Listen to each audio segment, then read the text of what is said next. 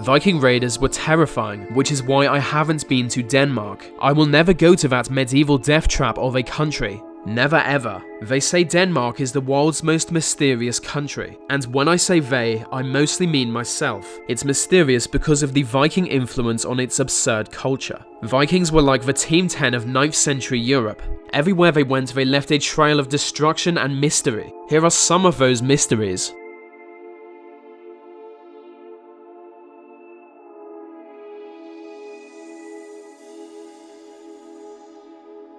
In the late 10th century, Viking explorers reached Greenland. They settled there and colonized the island along with Iceland. They settled in the southwest, which at the time was uninhabited. Inuit Greenlanders were living in the north. Viking colonies in Greenland grew rapidly, as their exports of walrus tusk was valuable. But after 400 years, the Greenlandic Vikings mysteriously disappeared. Their settlements became ghost towns, and it's unknown why. Until recently, it's thought they abandoned Greenland due to climate change, but modern studies show such climate change didn't happen, not in Greenland at least. Some say they left to settle in Canada because the soil in Greenland had eroded. Others say the Inuits forced them back to Scandinavia. All we know for sure is they suddenly disappeared.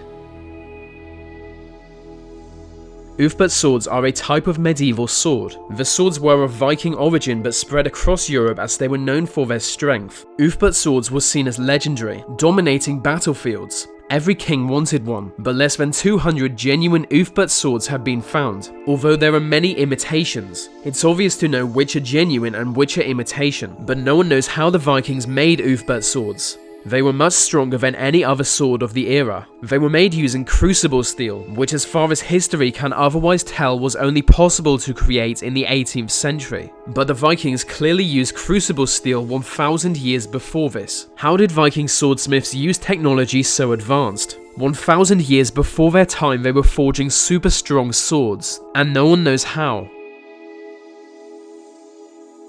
Abuk Blood Axe was a Norwegian Viking who became king of Northumbria in northern England. It's unclear how he became king, but the English king wasn't happy about this. He ordered his soldiers raid Northumbria in revenge, and promising more destruction unless they removed their Viking king. Before long, Abuk Blood Axe lost his throne, but just 4 years later in 952 he became king again. And again we don't know how he did this. This time he converted to Christianity. But that wasn't enough, as the Northumbrians once again forced him out of power. Abuk was exiled and while in Spain assassinated. While that's one story of how he died, we don't know for sure what happened to Abuk Blood Axe. Another story tells he was betrayed in battle, cut down by his own soldiers. But we don't know what happened to him, or if he was also king of Norway as some sagas describe.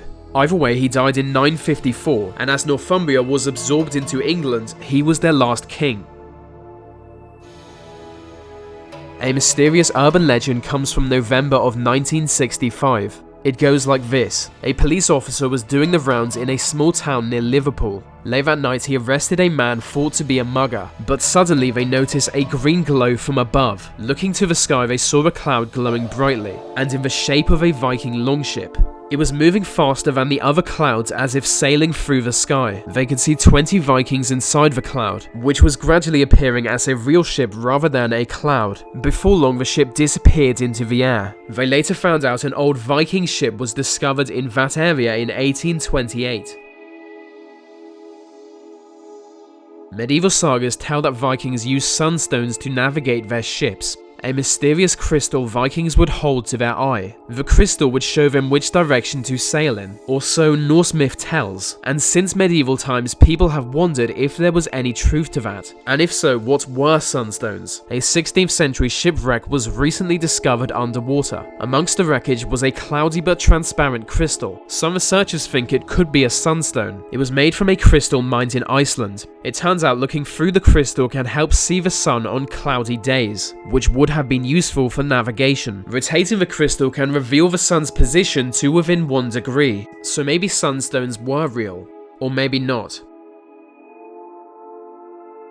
If you've seen the show Vikings, you might be familiar with Ragnar Lothbrok. He was a Viking hero mentioned in various sagas and poems. His adventures were legendary, leading many raids against England. It's said he became a powerful Viking king, but was eventually captured by the King of Northumbria and executed by being thrown into a pit of snakes. The only problem is we don't know if he existed. There are no historical records of him, but he's mentioned in over 30 poems. In the poems, he was the father of Ivar Boneless, a Viking who did exist. Ivar Boneless was a Viking commander who invaded England. We don't know why he was called boneless. Suggested reasons range from erectile dysfunction to disability. So Ivar Boneless existed, but his father might not have. Or something like that. Rollo was a notorious Viking known for his raids into what is now France. The Frankish king granted Rollo and his warriors an area of land called Normandy, which Rollo became the first duke of. The king did this to stop Rollo's raids on his cities. Historians have always wondered where Rollo came from, but never known. It was likely Denmark or Norway. To find out, they opened the tomb of his grandson and conducted DNA tests. But on opening the tomb, they realized the skeleton was much older than Rollo and had no family connection. It seems to be an ancient Celtic chief, but he was buried in the fashion of a medieval duke. In 1888, a Viking grave was discovered in Norway. It seemed to be an important leader buried with a longship, far too important a discovery to risk damaging. So they sealed the grave for future historians. In 2007, it was finally reopened. Inside a burial mound atop a Viking ship, he was clearly a wealthy man who died around 900 AD, but there are no records of who this man was. Some think he might have been king of a small kingdom unknown to historians. It would have been short-lived and soon absorbed into Norway. In Norway, people hunt reindeer, and to be honest, I'm surprised Santa Claus allows it. A reindeer hunter was recently atop a remote mountain when he found a Viking sword. He was 5,381 feet above sea level when he noticed a well-preserved Viking sword on the ground. It most likely has been there for over 1,000 years, undisturbed. It's impossible to know why it was left there, possibly being lost during a heavy blizzard. The iron of the sword is well rusted. The fact that it survived for so long out in the open just shows how strong Viking swords were. It's incredible how far Viking explorers reached, and unclear how far their colonies stretched. There are two questions that sum up the biggest Viking mystery of them all. How far did Viking colonies reach, and where is Vinland? Vinland is an area of North America explored by Vikings in the year 1000. It was described in the Sagas and thought to mean land of wine. It was a large Viking colony, but its location is unclear. Only one long-term settlement has been found in North America. The settlement is not thought to be Vinland, but part of a larger colony called Vinland. So the real question is, how far did Vinland stretch? And where are the other settlements? The sagas tell us Vinland failed because of internal conflict between Viking settlers. It's possible other settlements were completely destroyed.